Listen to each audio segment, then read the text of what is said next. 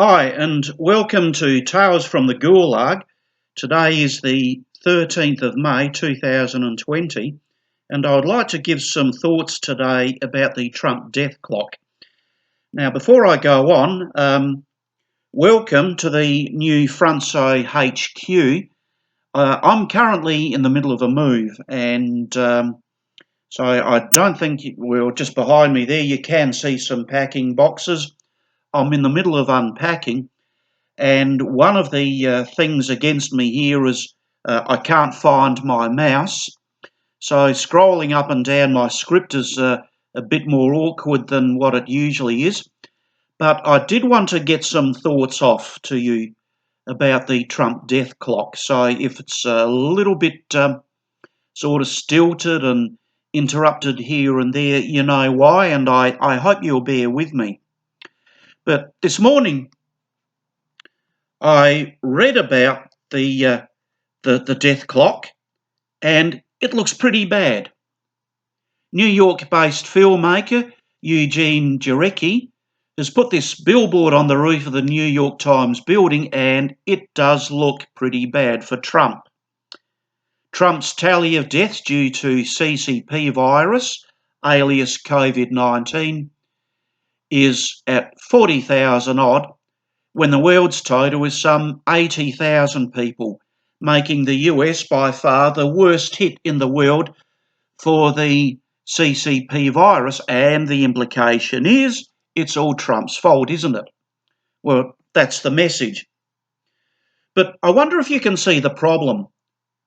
We know the number of the deaths in the US, but what is the world's total? What is China's total? Figures are out there, but how reliable are they? On one side of the coin is the number of deaths, in China for instance. Given that for weeks now they have stopped even testing for COVID-19. Even then, it is estimated that the number of deaths there, when they were still testing, is actually up to 14 times the number of actually reported.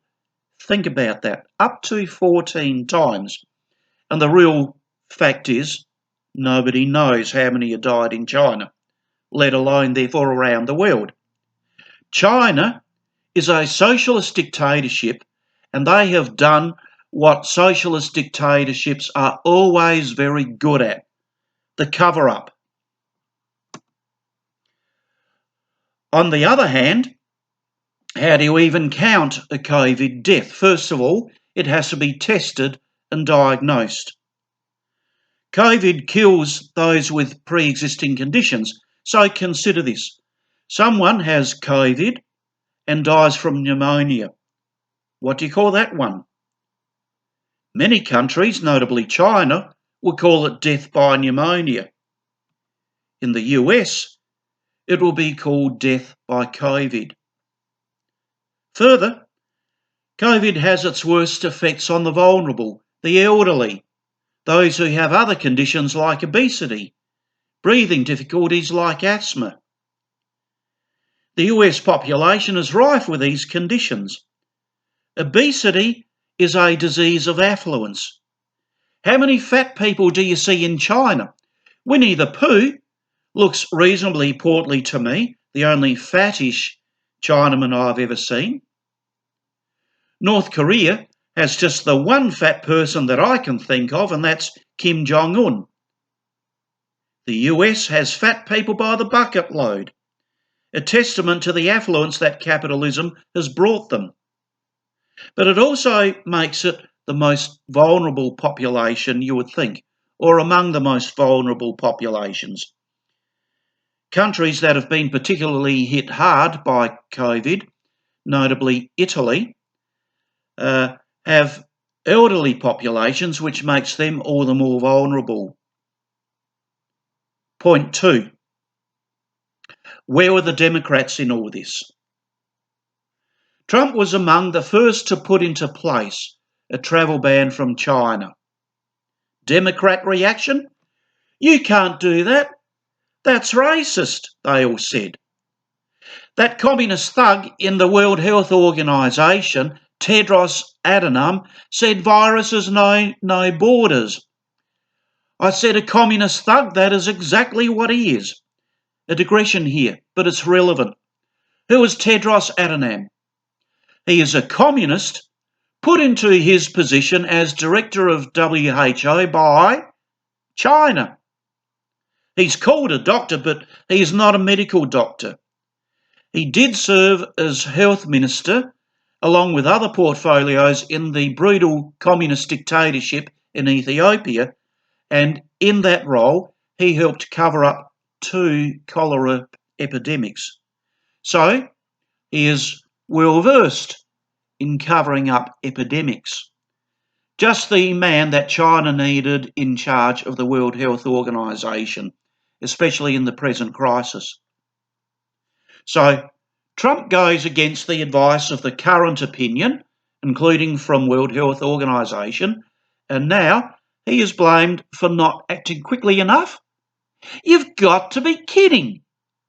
Meanwhile, Pelosi calls for a protest rally in San Francisco against the travel ban. In Los Angeles, the Democrats call there for the people to go out to dinner in Chinatown to show their solidarity with the Chinese. Forget social distancing. Meanwhile, in Democratic-held Louisiana, it's, yeah, go and have your gay Mardi Gras. In early January, there was a Senate briefing on the coronavirus. Only 14 senators attended. Where were the rest? Dealing with a phony impeachment. Funny that. Meanwhile, there were the relief packages. Package number 1 was put forward by the Trump administration, and it was held up by the Nancy Pelosi-controlled shenanigans as she tried to slip in Green New Deal claptrap, more funding for renewable energy, for instance. What the hell do windmills have to do with coronaviruses? How does funding for Kennedy Arts Centre help provide more respirators? While all of this is going on, of course, Pelosi and the Democrats in control of Congress are on vacation until the 4th of May unless there is an emergency. You remember? As if this was not an emergency. And speaking of respirators, do you remember the call for respirators? Yes, they were caught with their pants down. There were not enough respirators at first. But then Trump worked with industry to get them to churn out more of these things. I remember Andrew Cuomo calling for, what was it, 20,000 respirators for New York State, and he got 4,000. Now, much of this has to do with the nature of competing bodies haggling for a finite resource, in this case respirators. So you overstate what you actually need in the hope of getting what you really do need.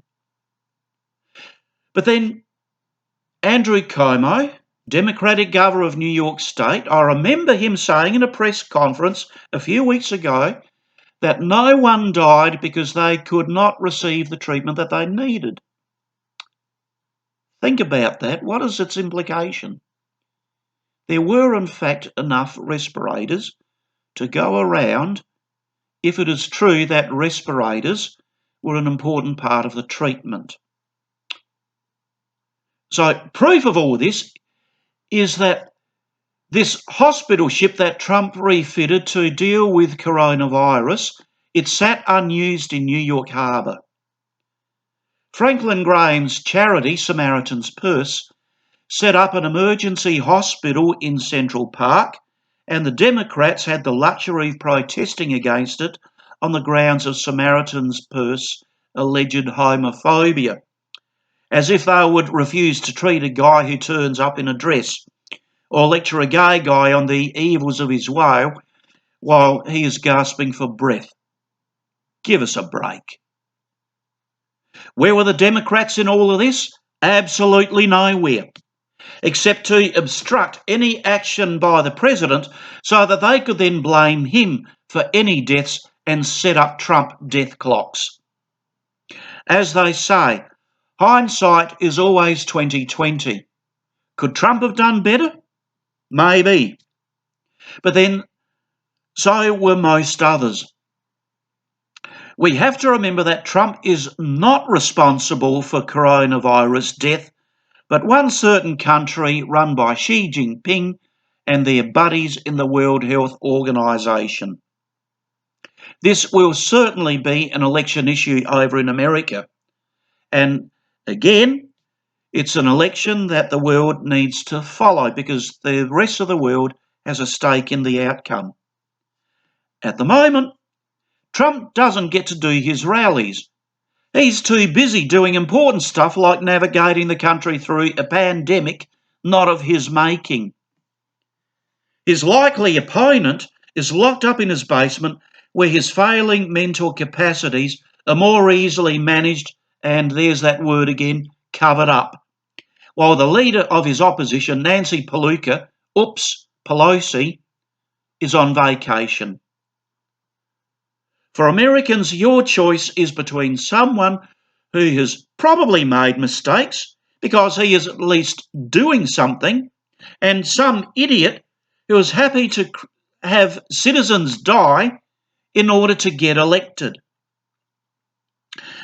Coronavirus is a gift delivered to the anti-Trump establishment by Xi Jinping, and you can bet that China would much prefer a senile, sleepy Joe Biden to Donald Trump as next President of the United States. Never forget Americans and the world who think that socialism is the answer. That socialism is the reason why a virus that started in Wuhan was able to spread around the world and become a pandemic. This is your choice, America, that you also make for the world.